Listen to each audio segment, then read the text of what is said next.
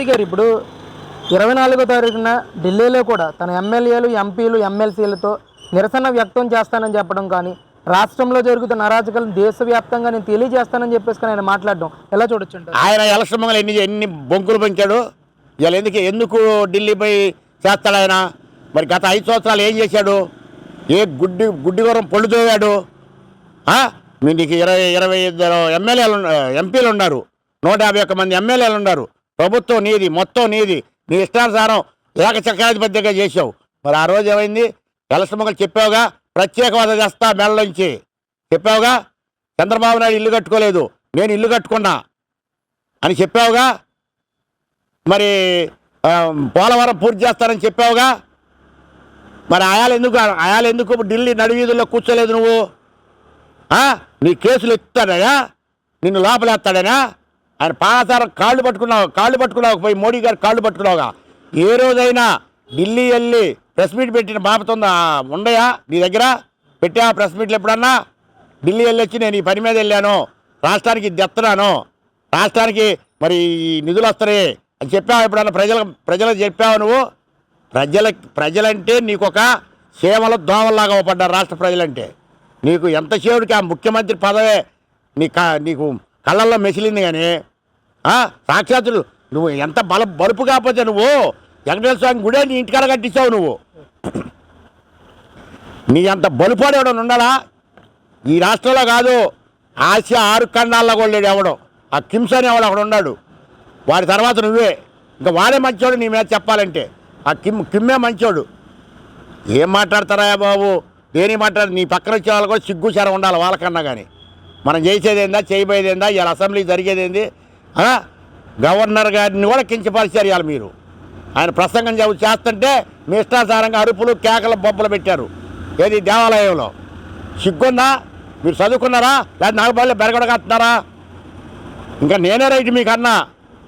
అసెంబ్లీలో అటు గోల్ చేయకూడదు, గుర్తుపెట్టుకోండి. రాజ్యాంగం గురించి మాట్లాడేటప్పుడు అసెంబ్లీలో ఎట్ట మాట్లాడాలో అట్టే మాట్లాడాలా. అర్థమైందా? మరి వాళ్ళు మాట్లాడారు. ఇలా ప్రభుత్వ అధికారంలో ఉండి కూడా వాళ్ళు మాట్లాడారు. అనిత మాట్లాడింది, హోమ్ మినిస్టర్ ఏం మాట్లాడింది? సిగ్గు తెచ్చుకుంటారా బాబు మీరు? ఇవాళైనా ఏం మాట్లాడింది? రావా ఎత్తిందా నీ పేరు ఎక్కడన్నా? మీరు ఎన్ని చేశారు? ఆ మీద ఎన్ని కేసులు పెట్టారు? పరమ దరిద్రుడా, నా మీద పెట్టావు కదా 32 కేసులు. నీకు రాజ్యాంగం తెలుసంటరా? నువ్వు డెమోక్రసీ తెలుసా? నువ్వు ముసలిరా గారిని నీ ఇష్టానుసారం మాట్లాడతా. పోలీసులు నేర్పింది ఎవరు? అధికారం ఉండదని నీకు తెలీదా? గతంలో తెలియదు నీకు? ఇవాళ చెబుతున్నా అధికారం ఉండదు. వాళ్ళు ఎక్కువ 30 రోజులు అవ్వలేదు, అప్పుడు అధికారం ఉండదు. గవర్నర్ పాలన, రాష్ట్రపతి పాలన పెట్టాలి, నీ పాడి పాలన పెట్టాలా, నీ పచ్చి బదల పాలన పెట్టాలా? తింటే సరిపోదురా బాబు, కొండ తింటే సరిపోదు. బియ్యం పుచ్చిపోతే అని పుట్టేవారు నువ్వు రాజశేఖర రెడ్డి కడుపున. చెప్పాలంటే ఒక మాటలో నువ్వెట్టంటే రాజశేఖర రెడ్డి వారసుడు బాబు. మేము వారసులు, ఇంకా రాజశేఖర రెడ్డి కార్యకర్తలవి, కాంగ్రెస్ కార్యకర్తలు మేము వారసులమే రాజశేఖర రెడ్డికి. నువ్వెట్లాంటి వారసుడు? పరమ దరిద్ర. ఈ రాష్ట్రాన్ని సర్వనాశనం చేసావు. ఇలా ఏం చేయాలి బాబు? ఆయనకి అసలు అంతుపరతల కళ్ళెం నీళ్ళు వస్తున్నాయి ఆయనకి. గుట్టకలు ఇంకోటి చచ్చిపోతున్నాడు ఆయన అంత వయసు వచ్చి కూడా. రాష్ట్రాన్ని ఆతపాతాల లోకానికి పంపించే ఇంకా వచ్చి నువ్వు ఇంకా బాగుపడకూడదని, రాష్ట్రం బాగుపడకూడదని నువ్వు అక్కడ ఇజ్జాతలో ధర్నాలు చేస్తున్నారు మీరు.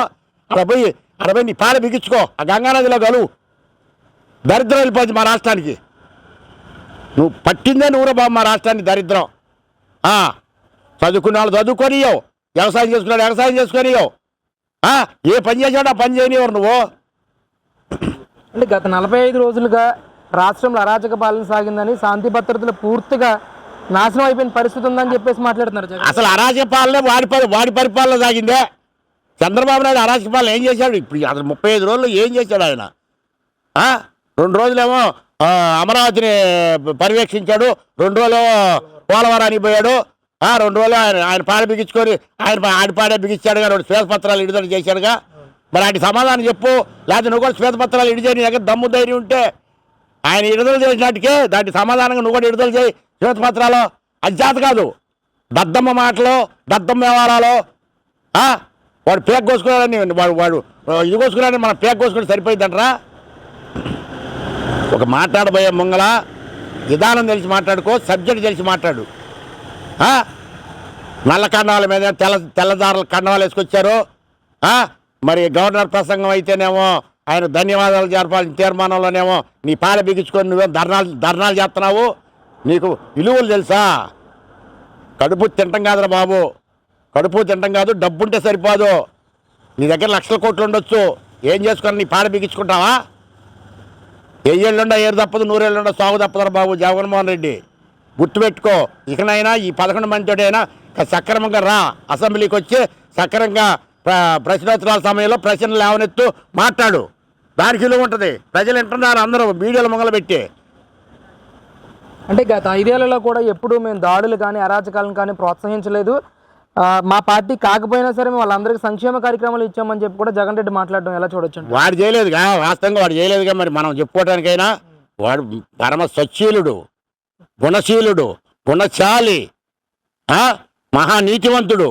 జగన్మోహన్ రెడ్డి అంటే ఆంధ్ర రాష్ట్రానికి మహానీతివంతుడు. నీతి వాడికి పుట్టినాకనే అందరికి పోయింది. అచ్చలన్నీ ఆడియా ఎవరు చెప్తారా? అక్కడ సలీం గారి కుటుంబం ఎవరు చంపారు? మేము చంపాం పోయి. మరి ఇక్కడ పశ్చిమ గోదావరి జిల్లాలో వాడిని ఎవరు చంపారు? డ్రైవర్ని మేము చంపామా? మరి రాజమండ్రిలో మానభంగాలు ఎవరు చేశాడు? మేము చేసామా? మేము చేపించామా? మేము కాంగ్రెస్ వాళ్ళు చేపించారా? పరమ దరిద్రుడా, దరిద్రం మాటలన్నీ మాట్లాడితే సరిపోయిద్దా? అసలు నేర్పిందే నువ్వు ఈ రాష్ట్రానికి, చెడు నేర్పిందే. రాక్షసుల కంటే అసలు అమ్మో నరకాసురుడు అనకూడదు. నిన్ను నరకాసురుడిని కించపరిచినట్టుంటుంది. నీ పేరు నరకాసురుడు అని పెడితే వాడికంటే కూడా మిగులురా బాబు నువ్వు. అట్లాంటి దుష్పరిపాలన చేసి అసెంబ్లీ దగ్గర నీ ఇష్టానుసారం ఆడతావా? కింద కూడా తెల్ల పంచ కట్టుకో, నల్లగొట్ట కట్టుకుపోయారు, మొత్తం నల్లగొట్ట కట్టుకొని రాక్షసు బొమ్మలా ఎగరపోయారు అందరు కలిసి అసెంబ్లీ గేటు మంగళ. పరమ దరిద్రుడు. ఇక్కడ రాజధాని లేదన్నావు, మళ్ళీ ఇలా వచ్చారు మాట్లాడుతున్నా. సిగ్గు శరం ఉందా నీకు? ఎవడు పొలాల్లో మాట్లాడతావు నువ్వు? సిగ్గు శరం ఉంటే మీరు రారు ఎడకి. అమర్ శ్రీనివాస్ గారు మాట్లాడుతున్నాడులే, నేను కూడా వస్తానని భుజాలు ఎగరేస్తున్నాడు. సిగ్గుండాలరా బాబు, కొద్దిగా సిగ్గు శరం ఉండాలంటే. మీరు ప్రజాప్రతినిధులు, నాలాగా బరగడు కాసుకునేవాళ్ళు కాదు, నాగా బేవరస నా కొడుకులు కాదు. మీరు కొద్దిగా సిగ్గు శరం ఉండేటట్టు మాట్లాడండి, ప్రజలు మనల్ని పొందే మాటలు మాట్లాడండి ఏదైనా సరే. బాబు నీ మూలాన 169 కుటుంబాలు బజార్ని పడ్డాయిరా. నువ్వు చేసిన అరాచకం అంత ఇంత కాదు జగన్మోహన్ రెడ్డి. ఇదిగో 169. వీళ్ళెవరు కాంట్రాక్ట్ ఉద్యోగస్తులు. కాంట్రాక్ట్ ఉద్యోగస్తులు రా వీళ్ళు. బజార్ని వేసావు నువ్వు ఎక్కిన 10 రోజులకి. అంతమంగా 5 సంవత్సరాలు చంద్రబాబు నాయుడు గవర్నమెంట్లో బ్రహ్మాండం పని చేసుకున్నారు వీళ్ళు. నువ్వు రాగానే వాళ్ళ పక్కన వేసావు, వాళ్ళకి ఇస్తానన్నావు, ఇవ్వకుండా దిగిపోయావు. వీళ్ళ బతికేందిరా? వీళ్ళ ఉసురు తగలదా నీకు? తగిలిద్దా తగలదా? ఎప్పుడు కూడా మనం పెట్టలేకపోవచ్చురా బాబు. పెట్టేవాడిని జడగొట్టకూడదు, గుర్తుపెట్టుకో. ఉద్యోగంలో ఉండవాళ్ళు తీసేసావు. 169 కుటుంబాలు రోడ్డును పడి ఏడుతున్నాయిరా. ఇకనైనా బుద్ధి తెచ్చుకో.